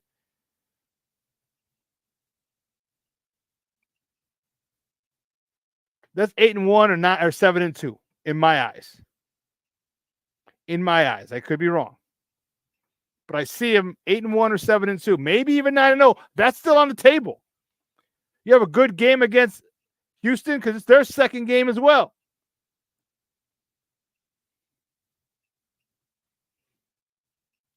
Let me tell you something. If this team goes 9-0, if this team goes in, finishes week 10 9-0, this place is going. Chicago's going to be bedlam. Bedlam. Bedlam. If you thought you couldn't handle the annoying Caleb Cole before, oh my goodness. Caleb's this, Caleb's that, Caleb's this, Caleb's that. And that young man is extremely talented. But they have done a great job of providing him with weapons. And the most important piece of that puzzle is the veteran play caller. That's the most important piece of this puzzle.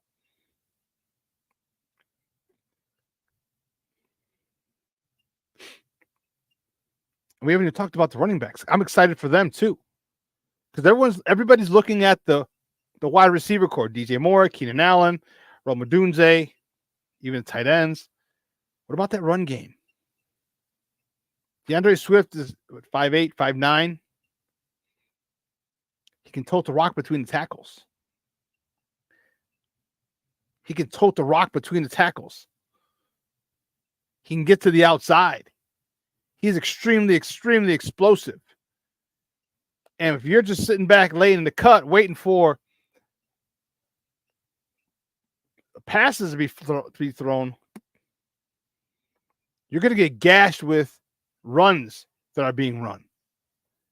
You're going to be gashed with DeAndre Swift, Khalil Herbert, Roschon Johnson.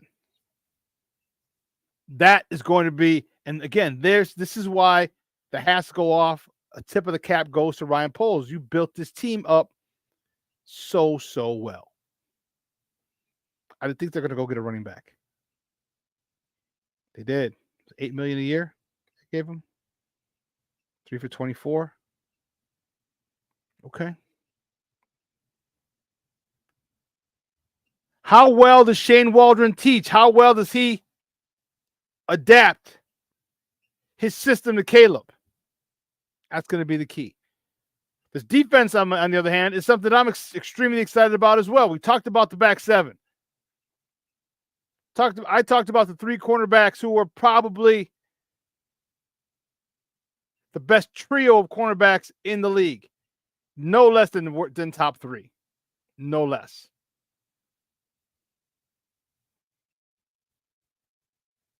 Three cornerbacks that damn good. It's going to make it hard.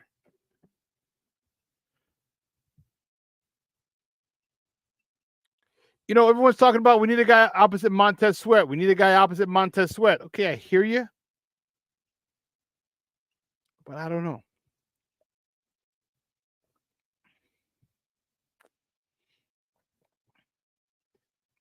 I've stated before, I think Coach Eric Washington is going to have a huge impact on a defensive line. Huge. I really anticipate these young men having great seasons because of Coach Washington, which means Gervon Dexter takes a step forward, Zach Pickens takes a step forward, Montez Sweat takes a step forward.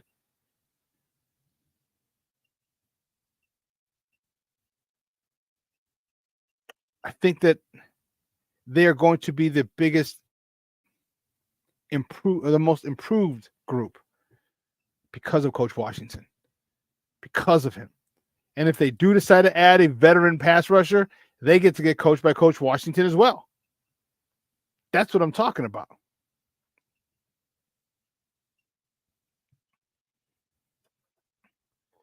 We can never, ever, ever, ever forget that coaching matters. You can never forget that. And with the reputation that Coach Washington has, these boys are going to eat. These boys are coming after the quarterback. They are not playing.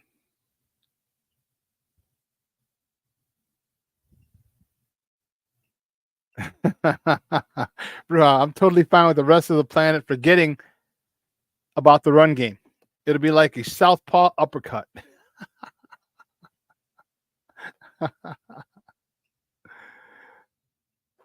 Bruja. Yeah, defense going to feed. Eberflus has got his guys ready and willing to run through a brick wall for him. You add Coach Washington's influence on the defensive line. I'm anxious to see how many interceptions we get because of a disruption to the quarterback. I can't wait to see. I want to track those because of the pressure to the quarterback that was picked. That's what I want to do. Keep the count. See how many times the D-line affects an interception or causes an interception. That'd be dope. That'd be dope. That would be dope. What if Montez Sweat goes down? What if he goes down? Then we're in a pickle. Then the Bears are in a pickle because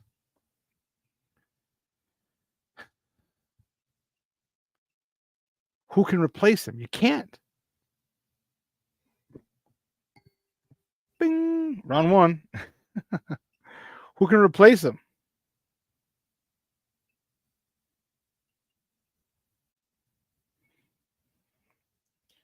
He is everything they promised and more. What do you guys see? Give me put it up on the screen. Put it in the chat. After the first 10 games, 10 weeks, 9 games, what is your record? What is your record for the Bears? Because listen, I'm not trying to be a homer. Okay? Don't.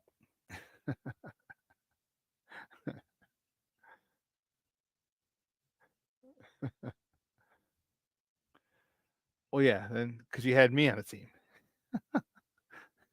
Was I the league MVP that year? I think I might have been. I might have been junior because I don't remember. But I digress. Guys, I'm having a tough time. Oh, Chris, give me the first 9 games. So after week 10, after they play the Patriots, what do you think their record will be?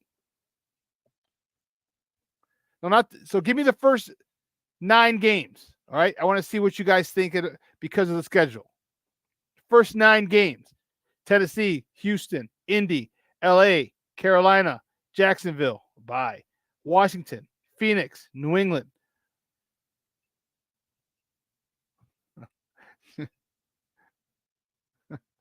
Down is it?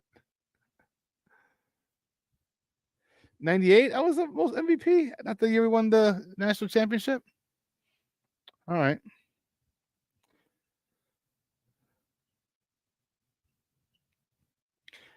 I'm telling you, I am struggling to find 3 losses in those first 9 games.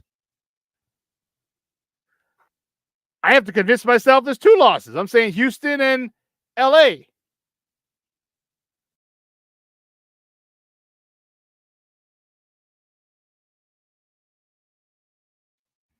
Houston, maybe. LA, maybe. Those are the only two. I don't think Jacksonville has it. That would be my third loss. Even if it is 6-4 or 6-3. So Junior said 8-1. Luis 5-4. Chris 7-2. Okay. Yeah, Chris, I'm more along your lines.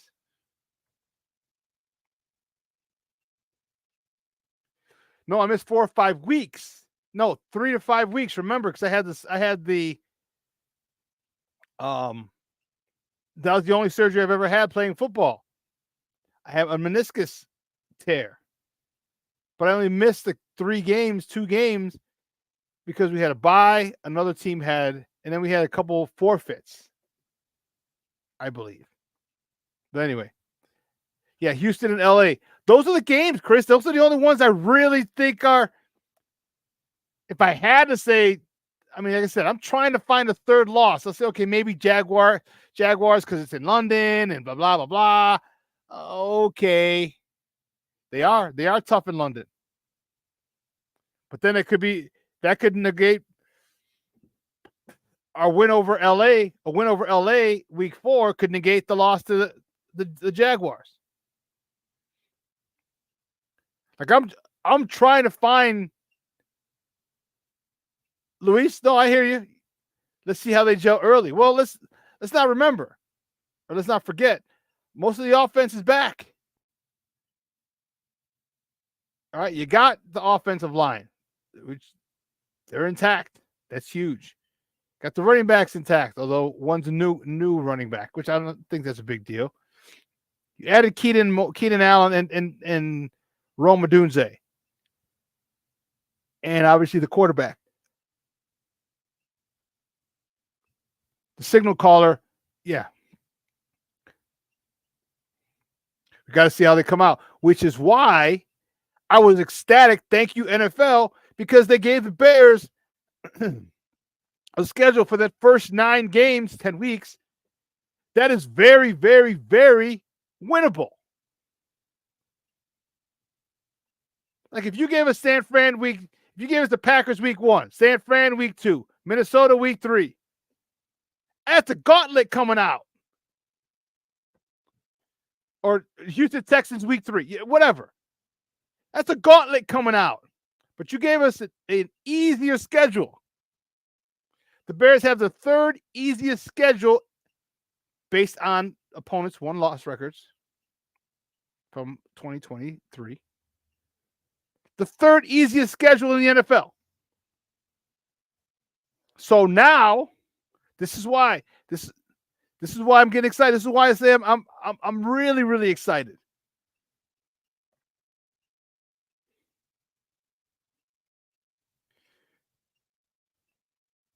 Cornelius, you're 6-3 as well, but even ecstatic 7-2. Yeah. And just think, the reason I said just the first 9, then you got 8 left. I could easily see a split of the final 4 games. Easily. Okay? I could easily see a split. Green Bay at home, okay, you win. Maybe you're rolling because you beat Washington, Phoenix, New England, you get Green Bay.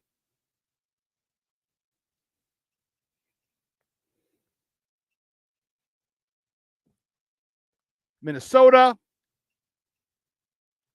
Maybe you lose at Detroit. I think you definitely lose at San Fran. You might probably lose at Minnesota. Detroit's at home, so I think we can take that one. Seattle win. Green Bay loss. So Green Bay loss. San Fran loss. A Vikings loss. Green Bay, San Fran, the Vikings. Seahawks? Did they lose the Seahawks? That's 4. You start off 7-2.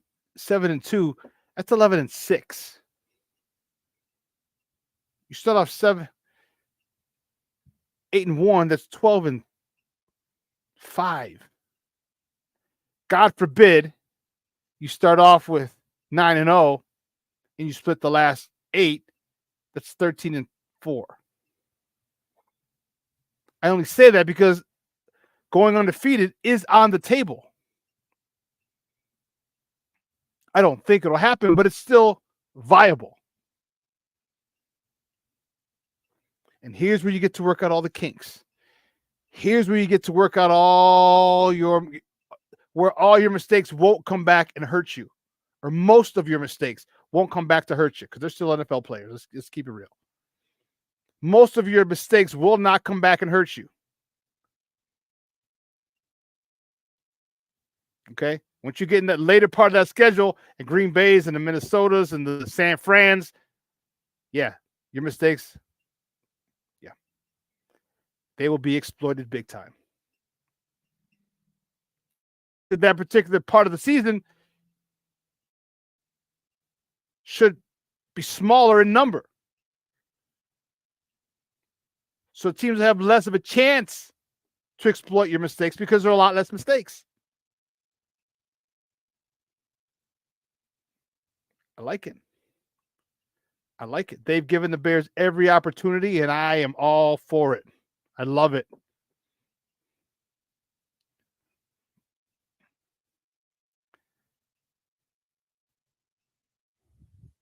Oh, you think they sweep the Vikings? Okay, and that's possible. I mean, you got, who's a kid from Sam Darnold? Sam Darnold and J.J. McCarthy.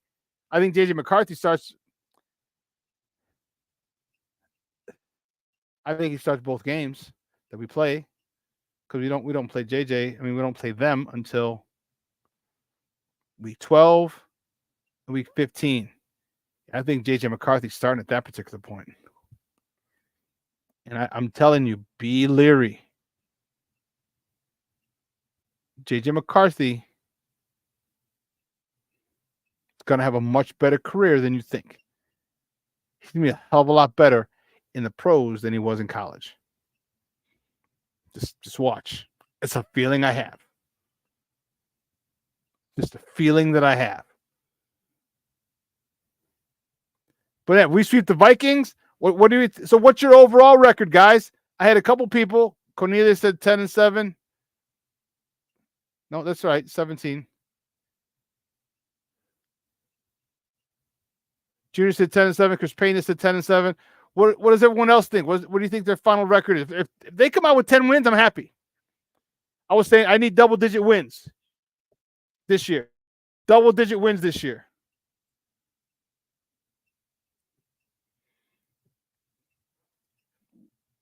+10. You give me 10, I'm happy. I'm ecstatic. And here's where the defense, here's where the practice starts early, because not only is the offense getting to practice early, guess who else is practicing early? The defense. The defense. You got 9 games where you can impose your will.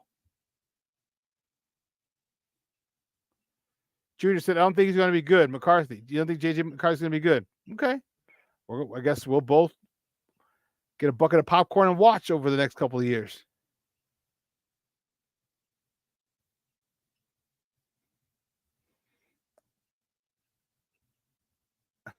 Junior's changing my mind, 11-6. Okay. Patty, 11-6. Okay. Okay.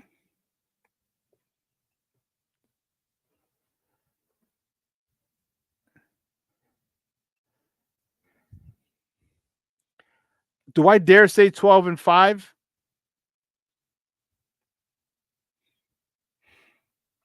Because here's the look at the way that the schedule's set up. It's kind of weird. All right. Except for the first game and the last game.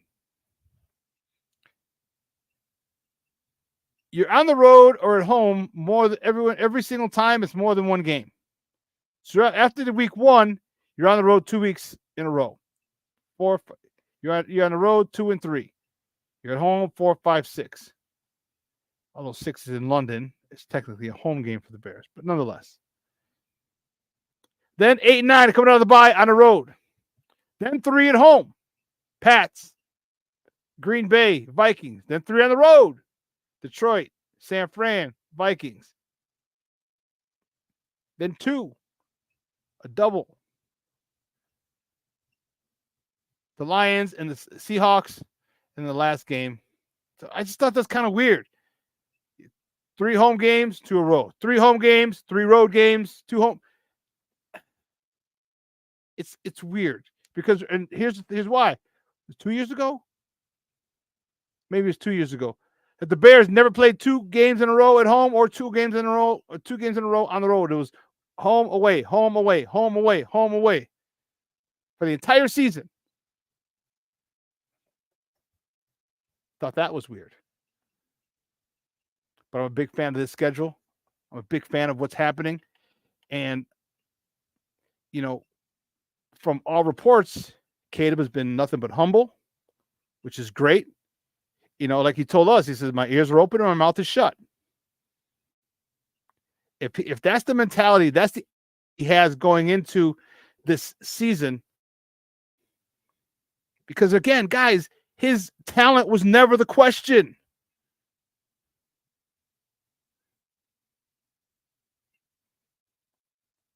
My ears are open and my mouth is shut. That's awesome. As a leader, as a young leader, yes, that's what you want. Because there's going to come a point in time where he is familiar and comfortable in this offense.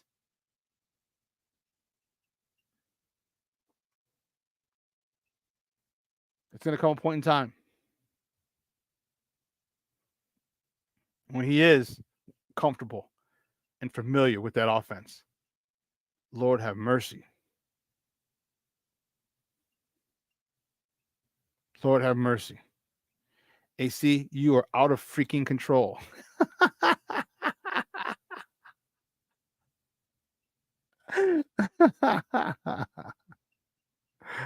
Oh, man. You're out of control, AC.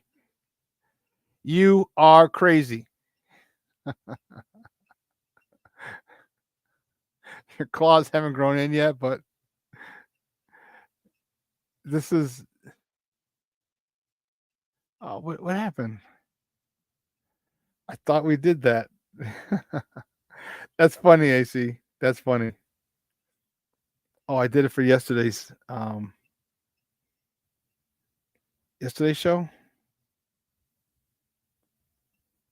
Yeah. But here's a shot of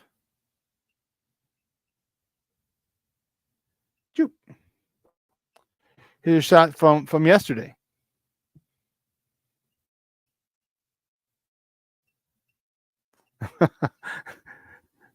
Lewis, we're being attacked by cicadas. Oh man. Here's some pics from yesterday. On the south side. South side. If you saw, I don't know if you did see it, all the rookies, the Bears rookies were at the Sox game. It's a picture of the rookies.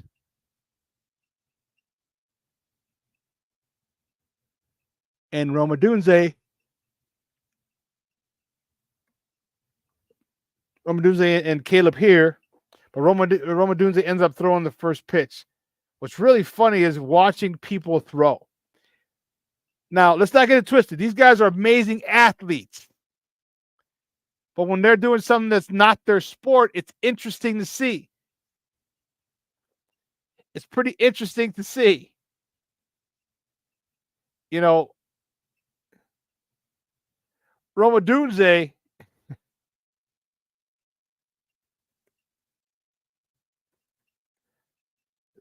threw a little weird. I thought that was funny. It's. I'm gonna check this, and I'll show you a little bit of it because I thought this was hilarious. And the way he.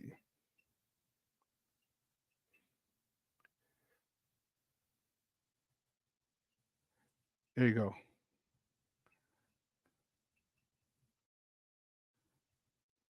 We're gonna check. This is the Bears yesterday at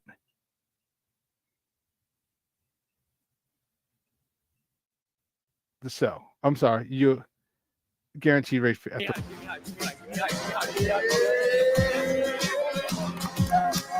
Ah!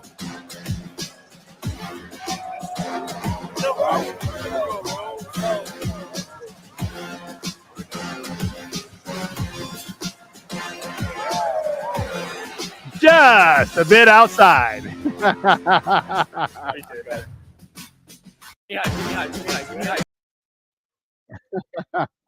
Just a bit outside. You know, I thought that was pretty cool. Look, guys, that was pretty dope. That was pretty dope. Well, listen, guys, 2 hours is come and gone. I want to thank my guest, Josh Hicks, for coming on talking NBA playoffs with me. All right. Excellent. Game 2 of the Western Conference Finals. Catch it tonight. Denver. I'm sorry, I said Denver. Dallas. Dallas and Minnesota.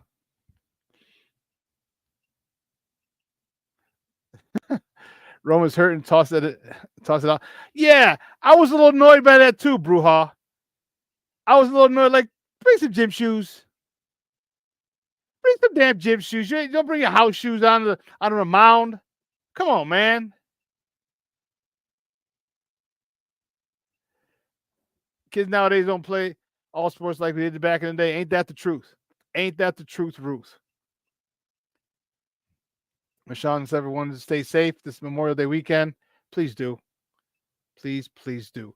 From everybody here at Sports Zone Chicago, Elliot Baez, our executive producer, Clarence Council, social media guy, and our co-host and Absentia Maya. Guys, I'm your boy, the SuperBack, Shawn Sierra. Okay. Guys, have a phenomenal weekend. Enjoy it. All right, there's baseball to watch if you're a baseball person. There's baseball to watch. There's basketball to watch if you're a basketball person. Okay, if you're a hockey person, there's hockey person. There's Chicago Sky action to watch. So have it a good, but most importantly, regardless of what you watch, spend it with your loved ones. Spend it with your friends. Spend it with your people. Okay, spend it with your people. All right. Before you go, make sure everybody hits that like button. All right. Make sure you share, you subscribe, and share this as well. Man, King Booker World says 4 accidents you've told already. Lord have mercy. Chris Pena, peace out, Papa. Appreciate it. Bruja, have a great weekend, America. Memorial Day. Remember what it's for. The memory of the people who fought for this country, for us to do what we do and live under the umbrella of freedom that they've provided. So let's remember that. All right. Let's remember that. Let's make sure we get a barbecue. I'll find a barbecue somewhere this weekend. I'll do that. I'll do that. So let's get Sports Zone Chicago. I'm your boy, the SuperBack, Shawn Sierra, 12:15, Lakina in Sydney. I'll be here.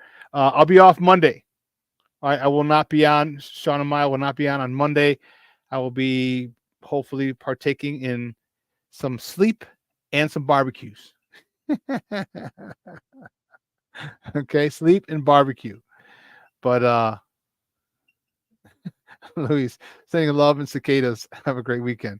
Yeah, remember, it's what some gave their lives for us to have these freedoms that we live under. Okay, let's not forget that. All right, so for everyone here, and then this show will be replayed tonight at 6:00. So make sure that you check it out if you missed any portion of it. So for everyone here at Sports Zone Chicago, guys, I'm your boy, the SuperBack, Shawn Sierra. Have a wonderful, wonderful Memorial Day weekend. I am out. Sports owners, I love you and I appreciate you.